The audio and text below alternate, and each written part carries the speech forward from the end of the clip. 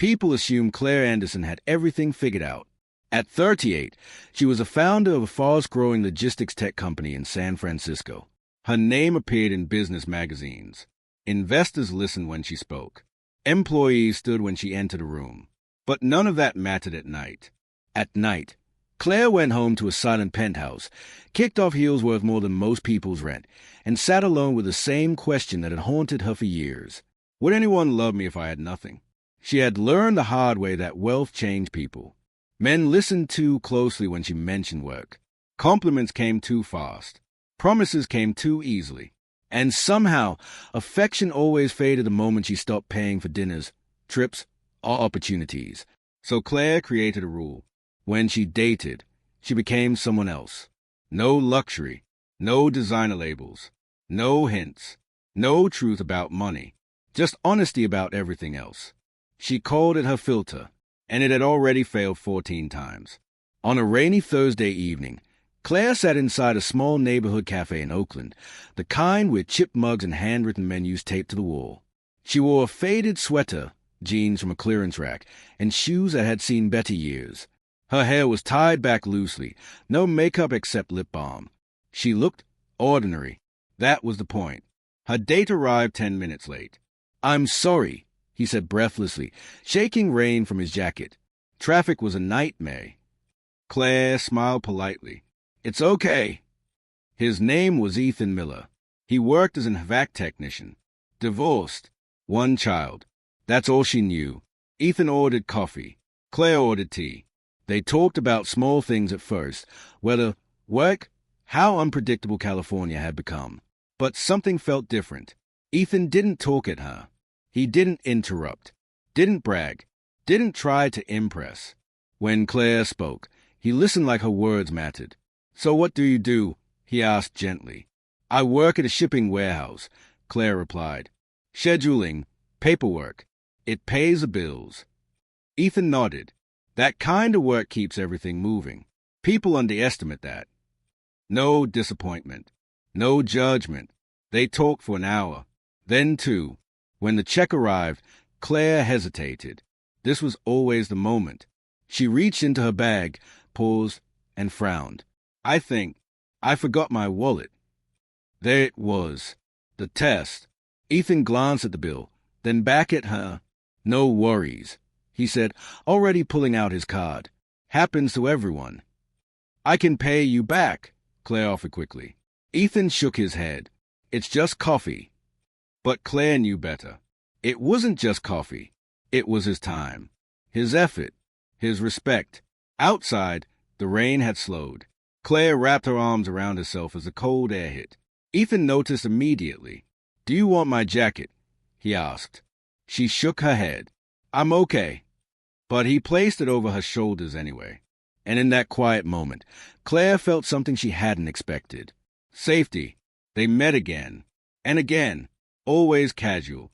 Always simple. Claire learned that Ethan worked long hours because his 8-year-old son, Jacob, had asthma and needed reliable health care. That Ethan cooked dinner every night, even when exhausted. That he read bedtime stories over video calls when overtime kept him late. He never complained. Never asked for sympathy. One Saturday afternoon, Ethan asked carefully, "Would you like to meet Jacob?" Claire's heart tightened. "Yes," she said. They met at a park.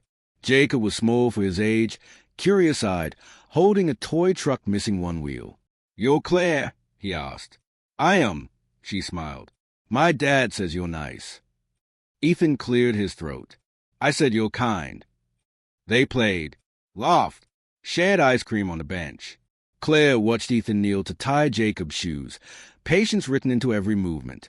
And for the first time in years, Claire wasn't pretending. She was just there. But lies don't stay buried forever. One evening, while helping Ethan fix a loose cabinet hinge, Claire forgot to remove her watch. A sleek, understated timepiece. Worth more than Ethan's truck. He noticed. Didn't say anything. But the air changed. The next morning, Claire woke to headlines. A journalist had spotted her entering the cafe weeks earlier. The story exploded. Tech CEO living a double life. Billionaire poses as working-class woman to date man. Her phone wouldn't stop ringing. But Ethan didn't call. Claire drove to his house that night. Her real car this time. Luxury. Silent. Out of place. Ethan opened the door, his expression guarded. "You lied," he said quietly. "I was afraid," Claire replied. "I needed to know if someone could love me without my money.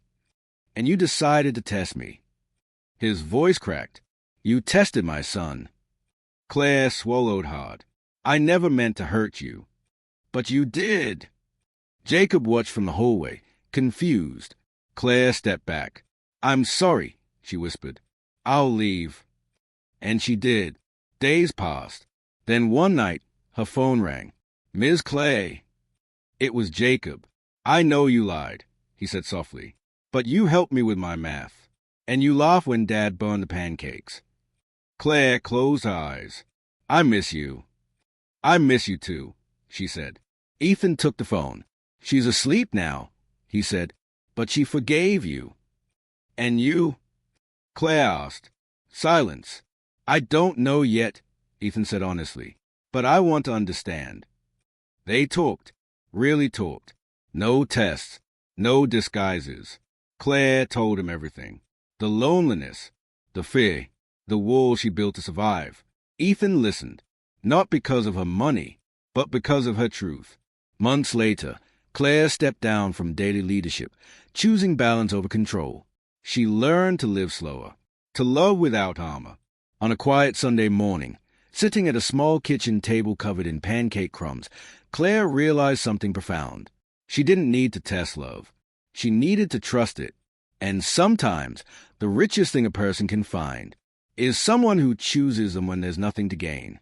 Thank you for watching Classic Stories.